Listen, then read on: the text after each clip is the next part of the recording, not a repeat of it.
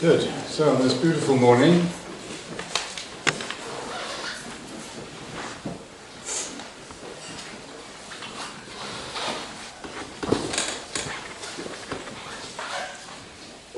I think my favourite reading from the breviary is the reading for today at the Office of Readings from an ancient homily for Holy Saturday, probably 2nd or 3rd century. And I thought we might take that as our text for reflection and discussion later today. It begins with this paragraph. Something strange is happening. There is a great silence on earth today, a great silence and stillness. The whole earth keeps silence because the king is asleep. The earth trembled and is still because God has fallen asleep in the flesh, and he has raised us all up who have slept ever since the world began. God has died in the flesh, and hell trembles with fear. This idea of the silence of the earth is a very intriguing and powerful one. Could you come in and close the door, do you think? Concentrate.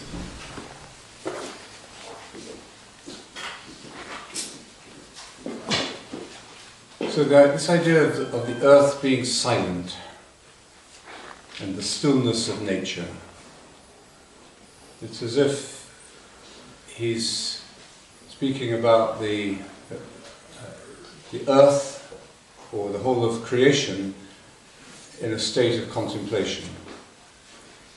Indeed, many of the early Christian writers understood the earth and the whole of creation as being involved in the prayer of the universe, a great cosmic prayer, something Teilhard de Chardin explored in our own time, and that it's in the human being that this prayer of the universe, this prayer of the earth, becomes conscious, and our relationship to nature, our involvement in this great work of creation is to make it conscious, or to bring it into consciousness through ourselves. Silence and stillness are essential elements of contemplation.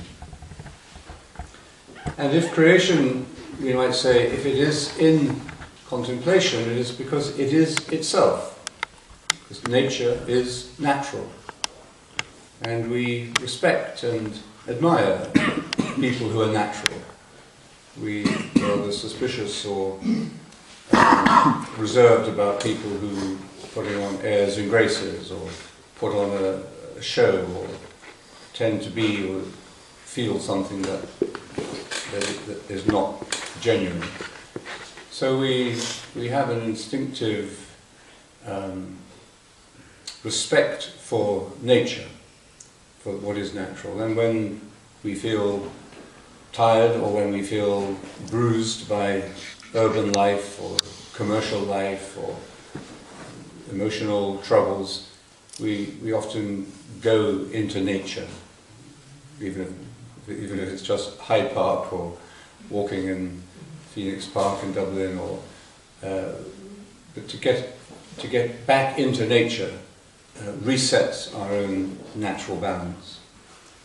So there's a sense here of a profound relationship between the human and creation, something that in our environmental tipping point that we've reached, it seems to be very important for us to recover this sense of our spiritual relationship to nature, of our involvement in the consciousness of nature.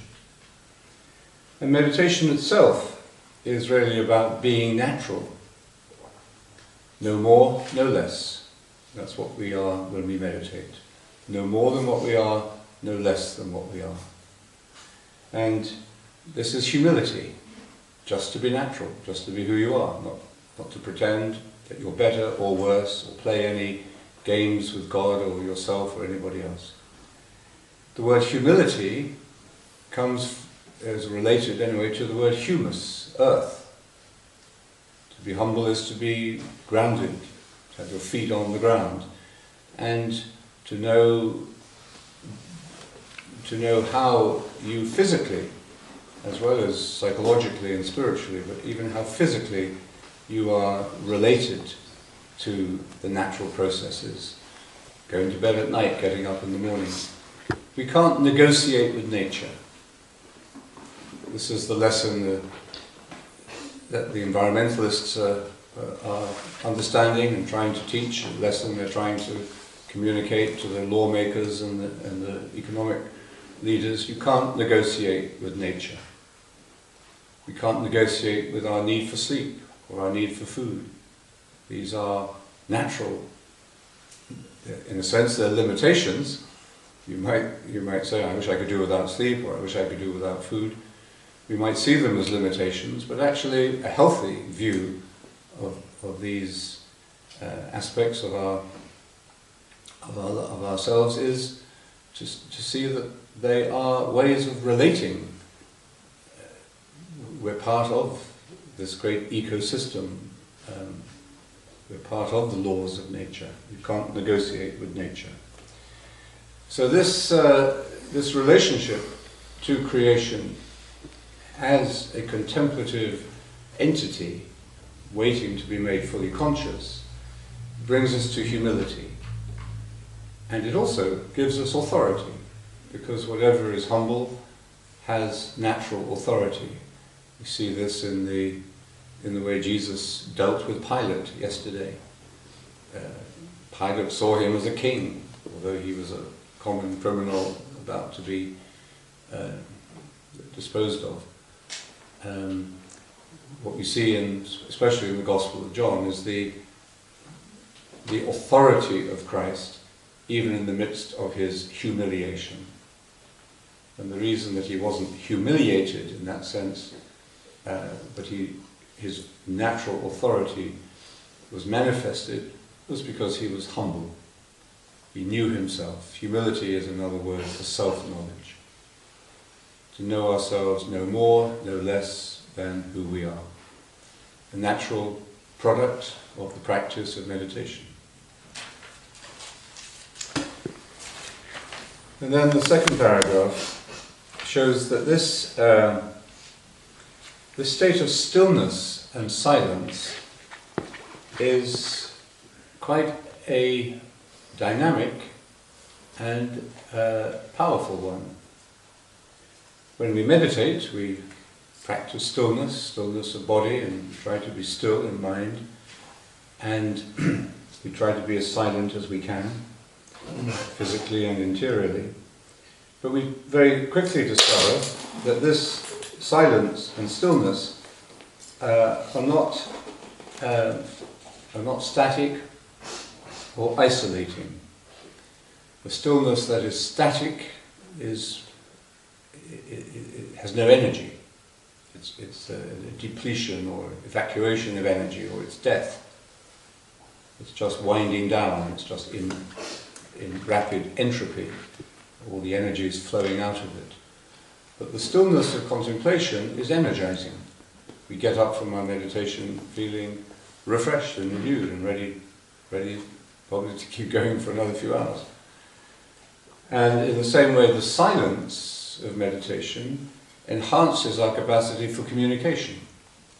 Silence we normally think of as an absence of communication.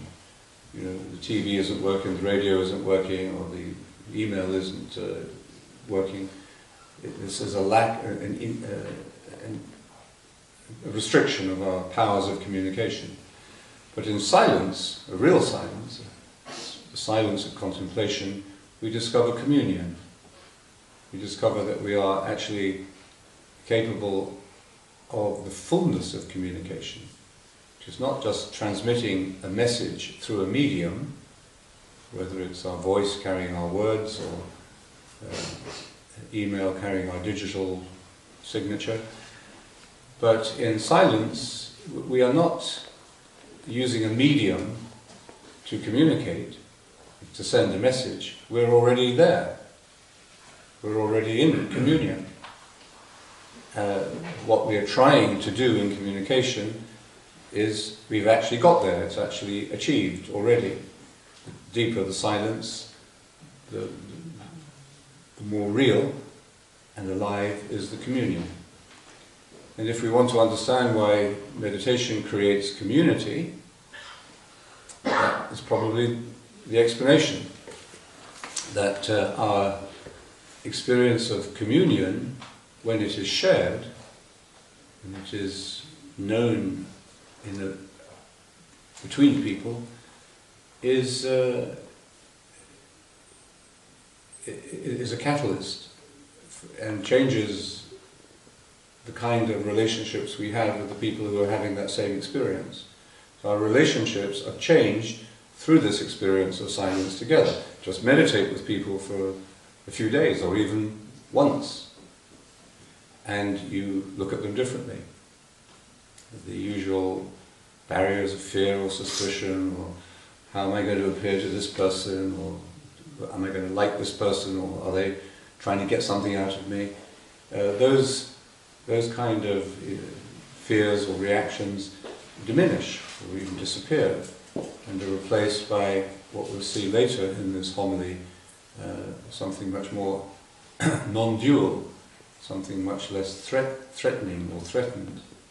We are able to look at the other person with trust, with love, with appreciation. So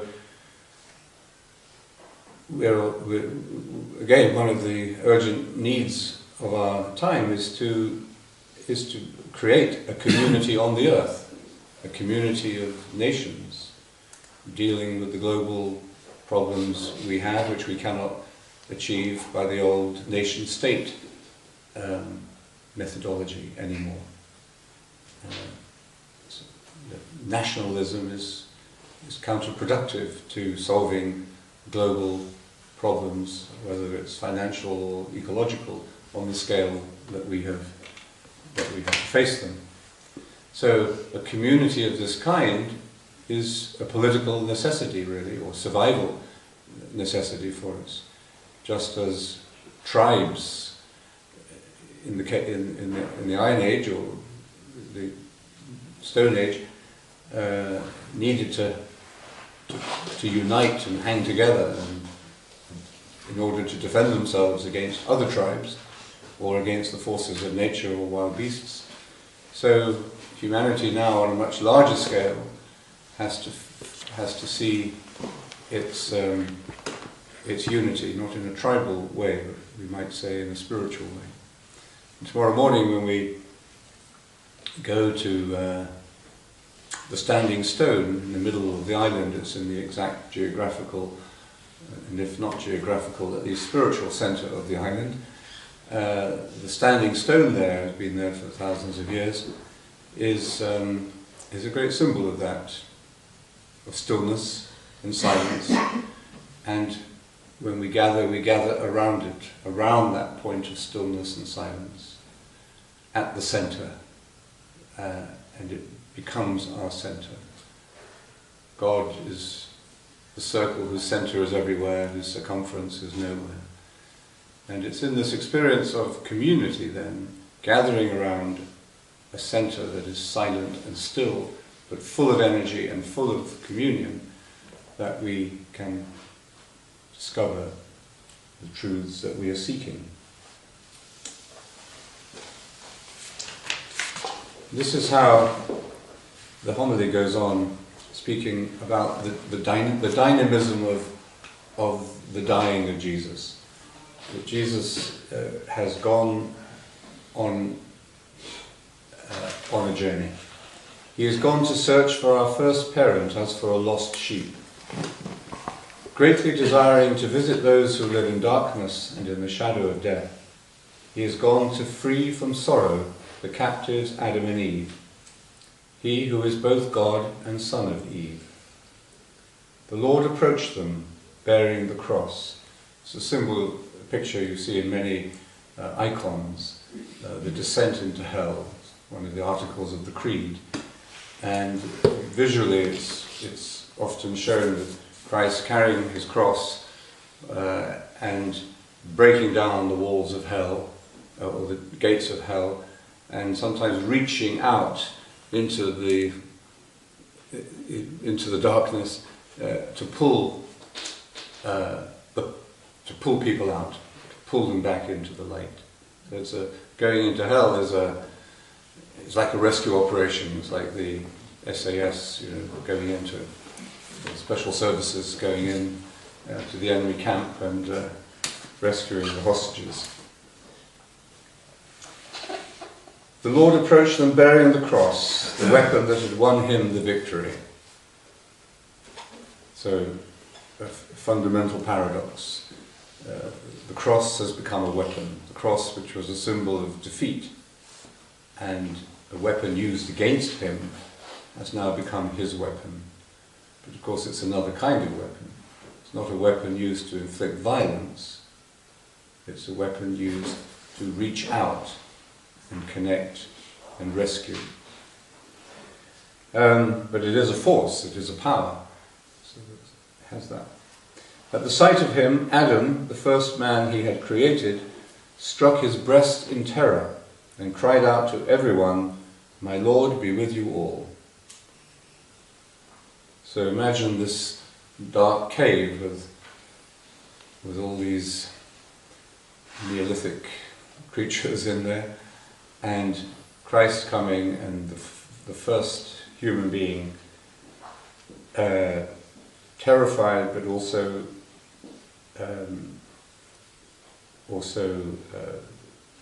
delighted. "My Lord be with you all." Christ answered him, "And with your spirit." Strange little dialogue there at this moment of reconnection, where the past is being recapitulated. It's a great idea of the early Christian thinkers, that in the cross, Christ recapitulates history.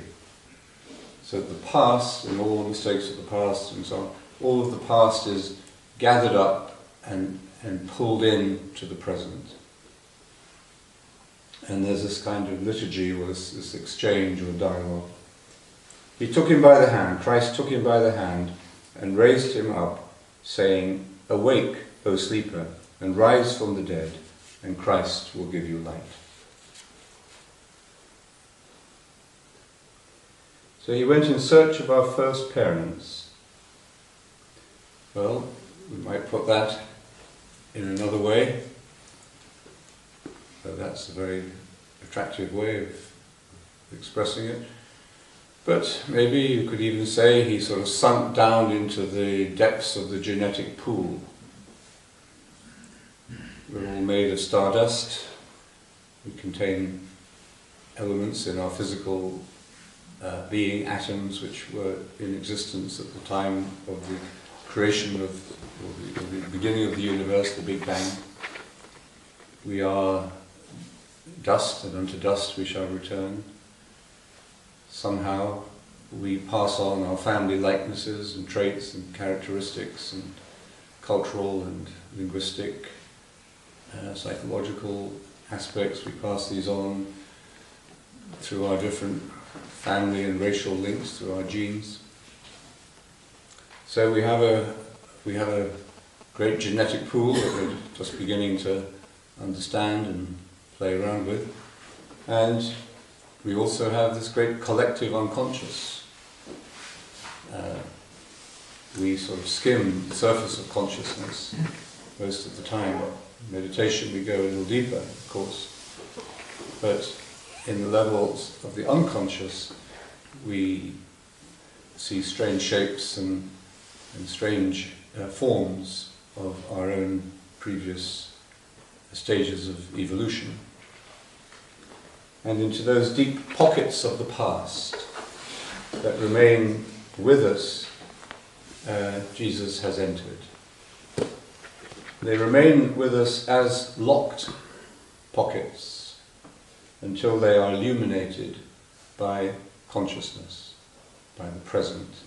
So we could see this descent into hell as Jesus, the light of Jesus, not yet visible, as it will be tomorrow morning or tonight when we light the fire, but present interiorly in the depths, light within, but seeking out whatever is in the dark, whatever is unconscious, and whatever is holding us back by repression or by fear, because we're frightened of the dark, aren't we? And creepy crawlers and boogeymen in the dark. So we're no less frightened of that in ourselves or in our collective unconscious. There was a great film I saw recently called Cave of Dreams by Herzog, and it's a beautiful documentary, I suppose, of the discovery of the Chauvet cave in the south of France, where the oldest known paintings have now been discovered, 32,000 years old. And you see these bison and lions and tigers and antelopes, whatever they are, on the cave walls, and beautifully painted, really exquisite art, but done with an extraordinary sense of wonder and simplicity. It's almost as if you can feel the primal wonder of the human being just coming into consciousness and looking like as a child does at the world around it, and just enjoying and being amazed at the physicality of the animals, the speed, the beauty, their beauty, and so on, and their combinations. So we don't know anything about why they painted them or what their belief system was. All we have is the art, and it's up if you want to interpret it or psychoanalyze it, you can. But basically, I think they're there for us to enjoy, which is why they were painted in the first place. That's the primary motivation for all art. As for prayer, really, is enjoyment. And they weren't painting these paintings in order to have Werner Herzog make a film about them in 32,000 years and make them famous. And when we pray, we're not praying to get something. As Origen says, we do not pray to get benefits from God, but to be like God. And this is essential Christian theology, which we'll see expressed in rather raw and simple terms in this homily. The divinization of the human is what it's about, and that's what prayer facilitates. This process of divinization, which is part of evolution, it's part of nature, that we should be divinized. It's the reason. But then he goes on, praying itself is good. In itself it is good. You don't have to justify it in any other way, any more than you would justify loving your children or your parents. You don't have to justify that, or I love my parents because they'll feed me, or I love my children because they'll look after me when I'm old. You love them because you love them. It's good enough. Whatever. On top of that, anything else is secondary. So in the same way, in prayer, it is good in itself. So in these beautiful, simple but sophisticated, really, paintings on the cave, you see the wonder of nature becoming conscious in the human mind, and you see the love of nature. These are very affectionate paintings of animals. They're not. They don't show the animals being slaughtered or being eaten. There's an affection, there's a love for them, like we love that little dog that Stefan has brought. So a childlike delight which is expressed in the artistic side of human nature, to draw pictures, to represent it. So in the same way, there is a natural childlike delight that we should feel in nature that sends us to pray. Art and prayer go deeply together. And maybe one of the things we should try to recover is the understanding of religion as a form of art, rather than as a form of politics. That what we will be doing this evening at the liturgy, the vigil, is a sacred drama in which we are all involved. It's a little more obvious tonight, because we all gather outside, we light the fire, we process in, like early cavemen, lighting the fire and filling the cave with light. We don't usually have such a good sense of religious worship or liturgy as sacred theatre, or it's usually with a rather passive audience. Trying to get them to sit up in the front, it takes you half the time. And but maybe that's what the contemplative aspect of prayer will help us to recover, is a real understanding of how religion works and why it is good, why, like art, it is enhancing and refreshing and healing. But what's interesting in this cave, at least in the film, is you see not only the artist's beautiful paintings on the walls, but you also see the human imprint. I mean, literally, on several walls there are handprints. No idea why they were there. Were they, I don't know, testing the colour, or was it some ritual? Nobody knows why they're there. But you have all these handprints. Could have been, and I think they think they were handprints of an adult. So, but it was maybe a childlike impulse to put the human imprint on this representation of nature. So you feel the human is there, is not suppressed. And also, there are one or two paintings, apparently, where you see not individual human figures, but half human, half animal. That's a totemic picture, maybe like the totem animal, maybe. But half human, half bison, or half bear, I think it was. So perhaps what they were expressing in this image is our continuity with all levels of creation. The human emerging from the animal, but with also a certain nostalgia for our earlier stages of evolution. This is how we relate to animals, or to earlier, or to nature itself, other forms of nature, non-sentient nature. We see these levels of consciousness or levels of life still present within ourselves in earlier stages.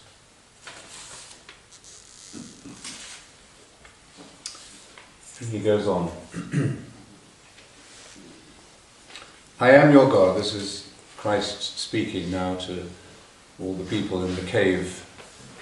I am God who for your sake have become your son. Out of love for you and for your descendants, I now, by my own authority, command all who are held in bondage to come forth, all who are in darkness to be enlightened, all who are sleeping to arise.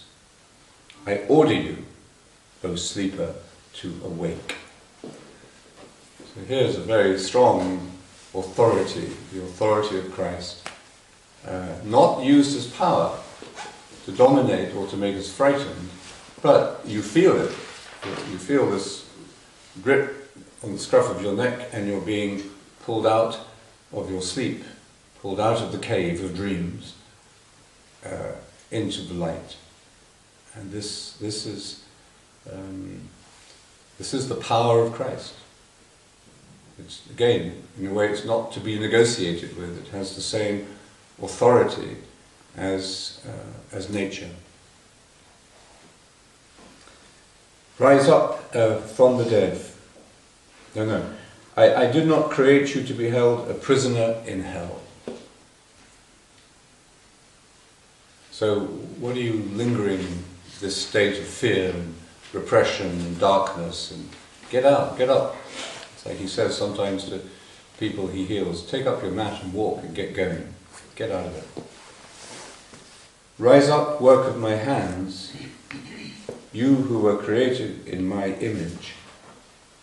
So the authority here is the authority of one who is like us, but we might say has reached the full stage of evolution.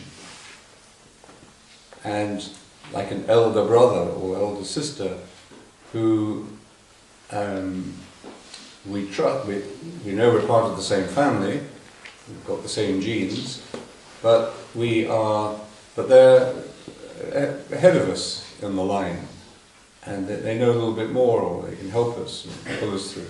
So it's that kind of image of authority. It's not an outside authority, or even a parental authority, although he speaks about himself as the source of creation. But it's not like a parental authority, it's more a first among equals kind of authority. And then here we see the non-duality. Rise, let us leave this place, because you are in me and I am in you. Together we form one undivided person. Well, I think we should genuflect at those words. Like we genuflect at the Word was made flesh or became man, because that's it. That's exactly what it is. This unknown 2nd century author has put it in a few exact words. So this is non-duality, this is Christian non-duality, not one, not two. This is union, which does not destroy the existence of either partners in the union. This is love. And it is unbreakable. We cannot be separated. Once this union has been realized, understood, you realize that it is natural, it is nature, it is the way it is. For your sake, I, your God, became your son. I, the Lord, took the form of a slave. I, whose home is above the heavens, descended to the earth and beneath the earth. For your sake, for the sake of man, I became like a man without help, free among the dead. For your sake, for the sake of you who left a garden, I was betrayed in a garden, and I was crucified in a garden.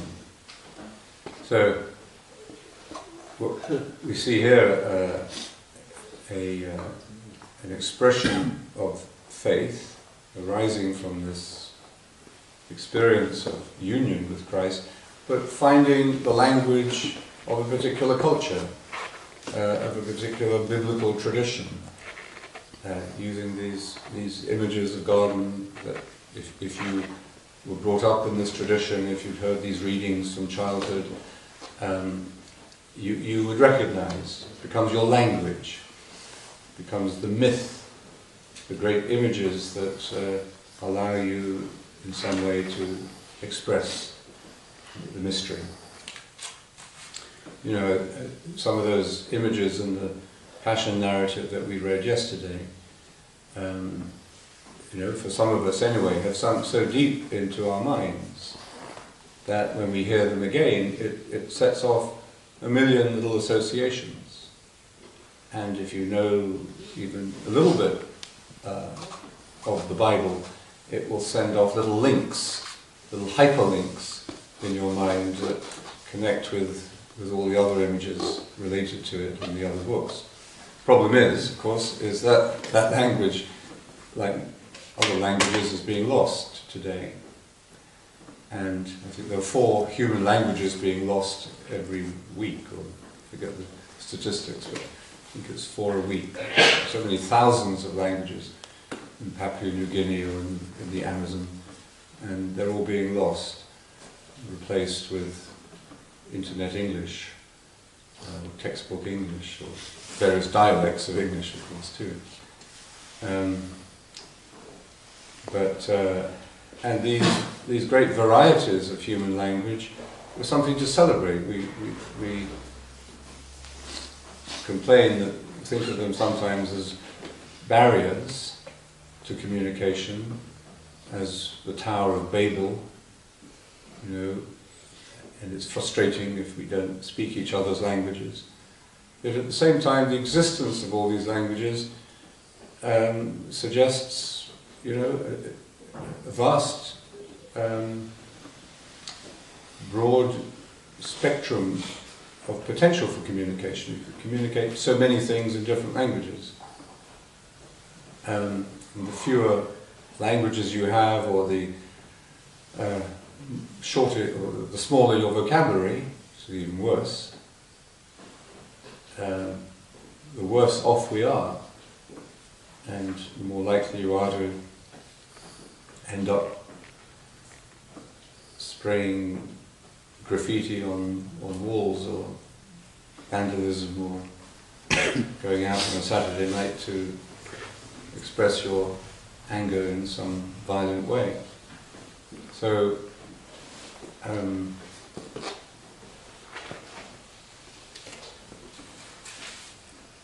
quite sure how you got onto language then.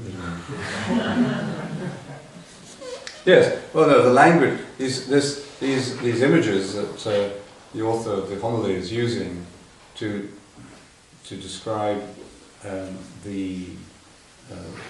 how wide-ranging and how pervasive this experience of non-duality is. And then,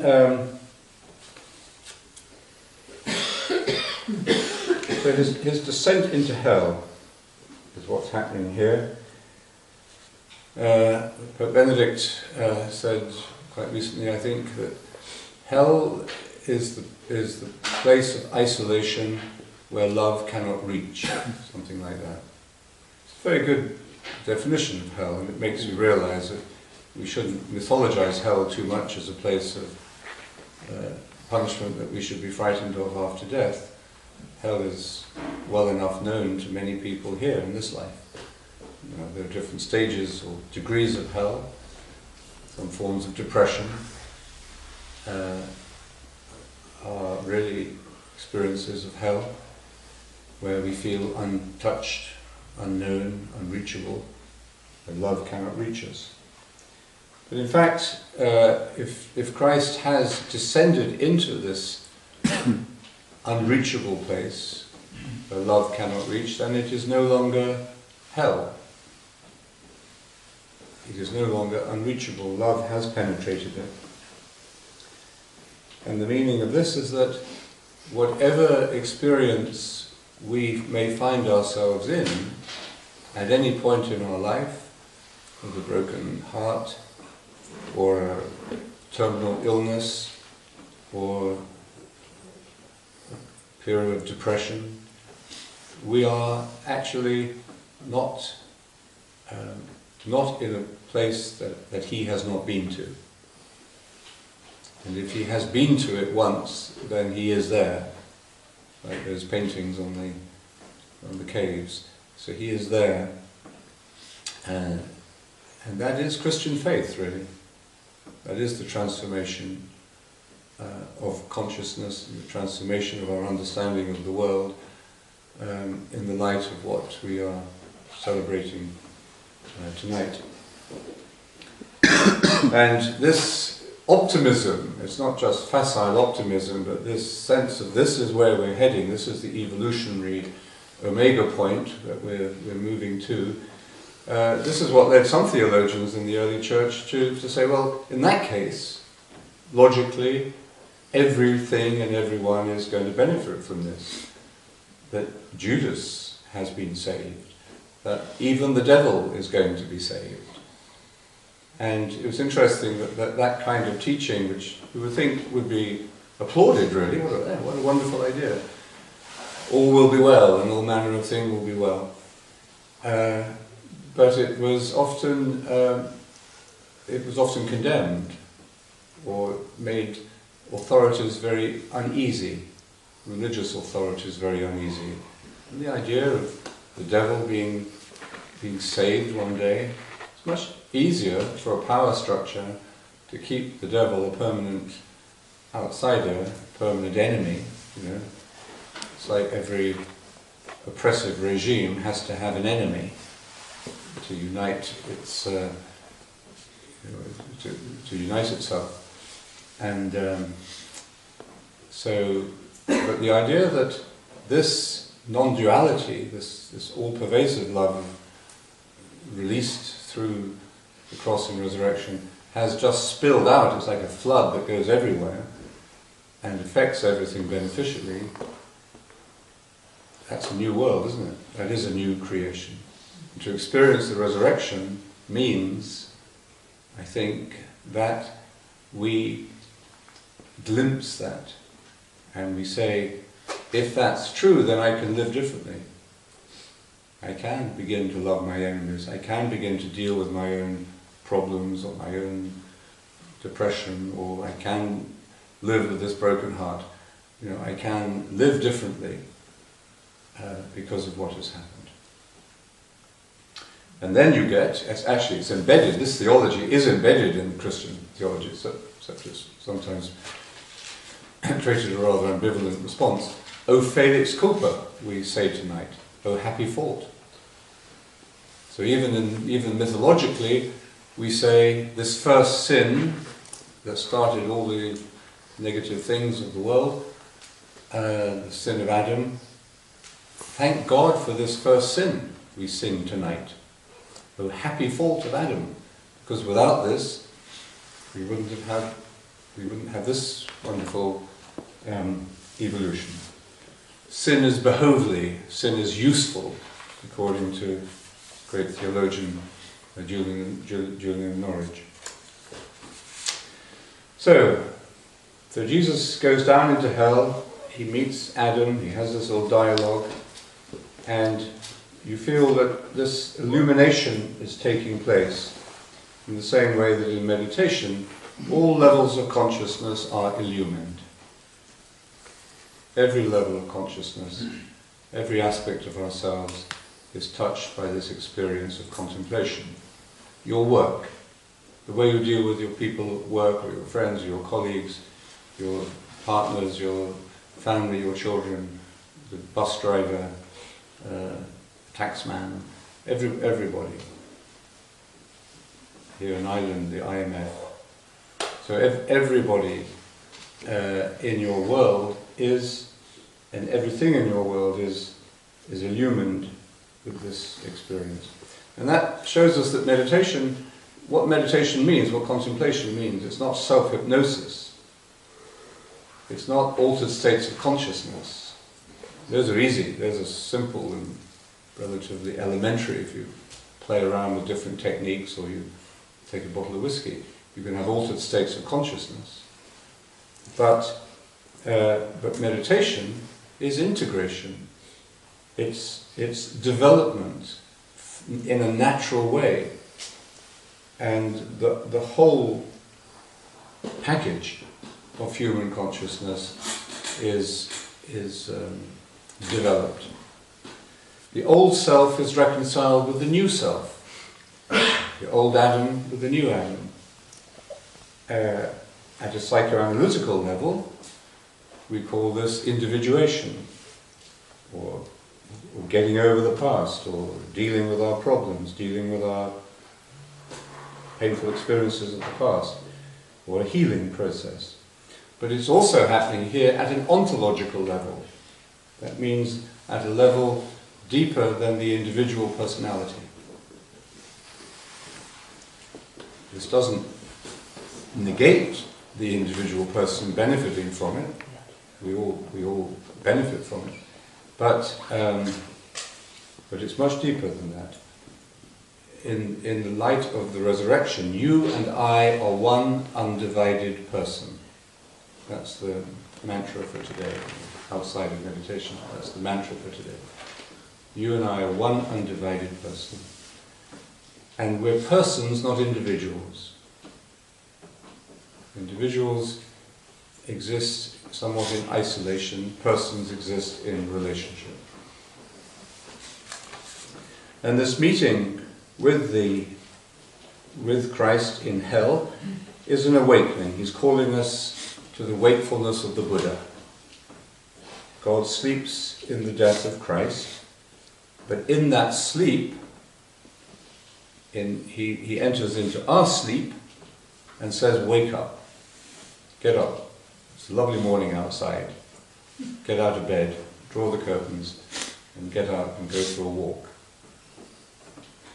No aspect of the human that is not, there is no aspect of the human that is not known or undergone by God, and no aspect of the divine that we are not meant to know from the inside. God became human so that human beings might become God.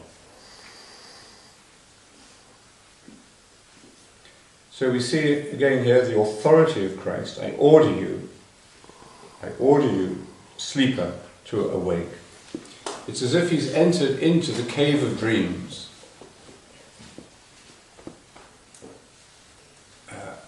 Into the human dream that thinks it's awake. When we're dreaming, we think we're awake, we're feeling, our heart might race. Physically, the images of our dreams will have an effect upon us physically. But he has come into the dream and said, no, this is a dream. And you don't have to spend your time in bed, asleep. Wake up. And then he says, let's get out of this place. It's a Beatles song, isn't it? Is it the Beatles song? What's the song? Out of this place. Where is that? Is that Beatles? I've got to get out of this place. I remember. So that's exactly what he says. He says, well, he says it somewhere. Rise, let us leave this place, because you are in me and I am in you. Okay. So then he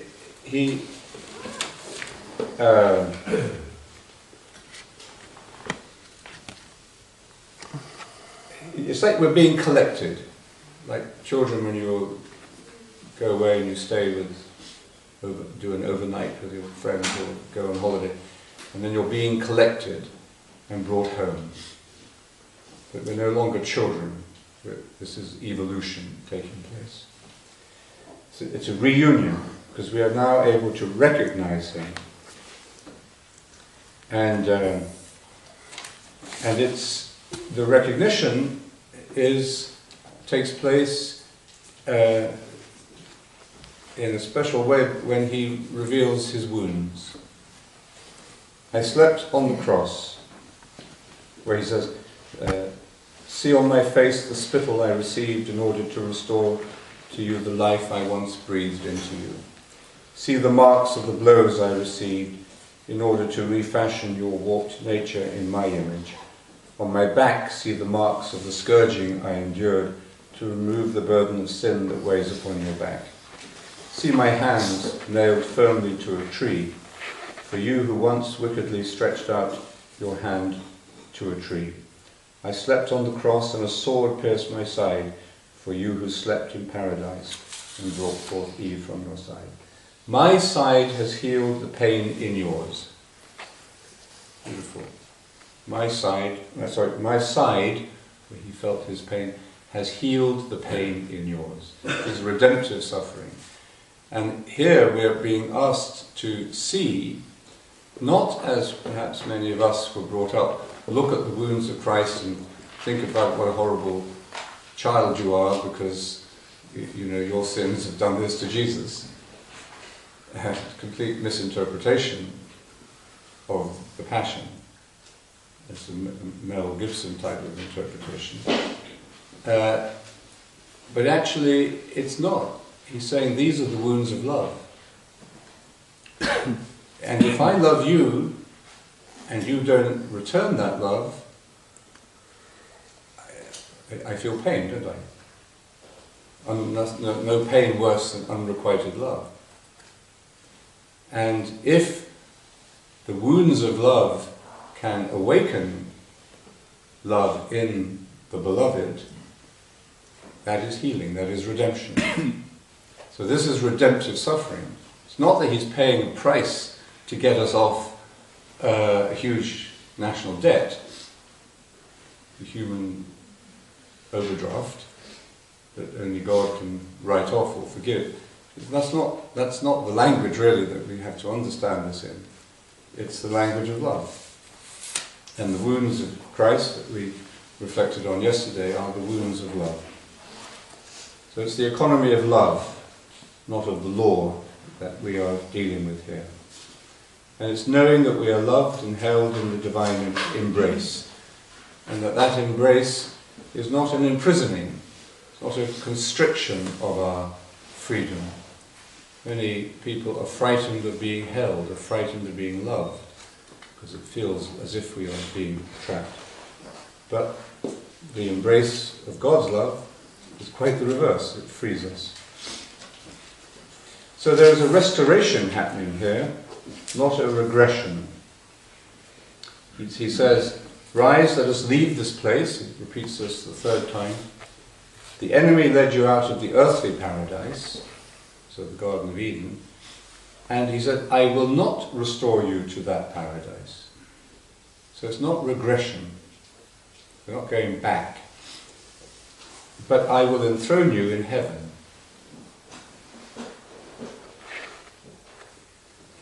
And the tree of life in Eden was only a symbol, he says. I, who am life itself, am now one with you. The angels who guarded Eden against you coming back, no entry, you've come out of customs and immigration and you can't go back. So the angels, the security guards who said, no, you can't go back to that wonderful state of bliss in Eden, these angels are now worshipping you as God. That's exactly what he says. I appointed cherubim to guard you as slaves, but now I make them worship you as God. So the evolution here is quite dramatic. And we are now being led in, he says, to the bridal chamber, to the banquet. So this is a wedding. That's what unions are. And the best, Jesus uses this over many times, the wedding feast of the kingdom. And it's every aspect of the wedding, every aspect of marriage, of human union. And he says, I have prepared for you this treasure house of all good things, and it now is open. It's yours. You've inherited it. You've come into your own. So enjoy it. Enjoy it to the full. The kingdom of heaven has been prepared for you from all eternity. So we're coming into our own, and we finally arrived. That's what we are celebrating. It's as if we've had 40 days of ascetical reflections, thinking about moderation and self-restraint, had 3 days of quite intense religious reflection and experience and symbols, and a bit of a roller coaster from the celebration of the Lord's Supper through betrayal, through suffering and death. And now it's as if the show begins. All of that was just preparation. The trailers, now the real show begins.